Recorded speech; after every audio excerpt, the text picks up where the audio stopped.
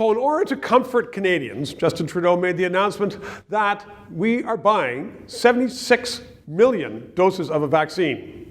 All bought, except for the vaccine isn't made yet. Kim Wright joins me right now because I want to talk about, and you're a communicator and you know strategies. What is the government doing? Because there seems to be a disconnect. It seems like when somebody says, I just bought 76 million doses of vaccine, well, we don't know if it's even made yet or when it's going to be made. The average person sits there and says, is your head on right? At least I think that just sounds so silly. But it's much like pre-ordering. So lots of people pre-order the new PlayStation that's coming out or something else that's coming down the pipe. So that's a lot. You know it's coming though. You know the PlayStation is coming. I know it's coming down the pipe. I know that it's coming at some point, and who the suppliers of our vaccine will be, that's still to be determined. So they've bought from a few different suppliers, but essentially that's what we're talking about here. It's giving comfort to Canadians, because what you'll remember is about a month ago, Canadians were hearing that there is no plan, and maybe we were 3 and 4 years down the road before we were getting a vaccine. So this was smart politics on the Prime Minister's part. Now the next question is, how are they going to administer it when we do get a vaccine?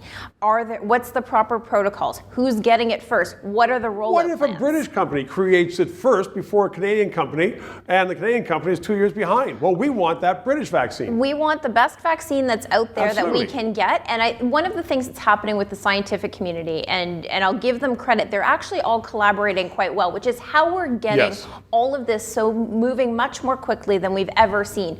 You know, next, if they could just do that with cancer research and a few other things, that would be fantastic. But they are actually doing this the right way. So now, what is the process? What are the logistics? That's where the details get a little fuzzy from the Prime Minister's office. So from a communication point of view, do you think it was effective for the Prime Minister to say, I've got this in hand? Yes. I've got them all ordered, no matter what it is? Yes, and he's got it not just one. They're not just putting their eggs all in one basket. And, you know, in my case of, you know, the PlayStation, they've got an Xbox on retainer too. So we'll figure this out. We'll figure out what are the best games and what are the best programs to come out. But ultimately, Canadians have to be sure that there is a stockpile of vaccines that will come to them. Right. What is the process of getting it out? And making sure we're not just letting those things die off like we did with the other PPE that was stockpiled by the federal government before. And you have faith that this government is doing the right thing to deliver that? I have faith that we're all going to hold them account to it. Now, we see every year that there are problems, and certainly this year we've seen some glitches with how the flu vaccine was distributed. Yep. Hopefully they will learn from that. Hopefully they will start to learn from all of these things. I'm an optimist when it comes to this. You can't spend 30 years in politics and not be an optimist.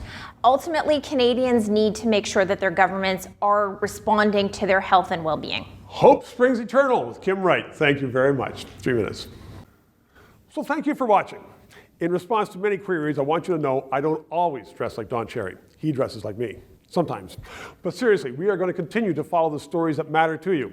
The corruption in Ottawa, COVID, the response of officials to it, and what's going on with your taxpayers' money. If you like these stories, please subscribe. You can press the button, it's right up there. And my webpage is right down below here. It's free, and we are providing the service because we want to make sure that Canadians know what's going on.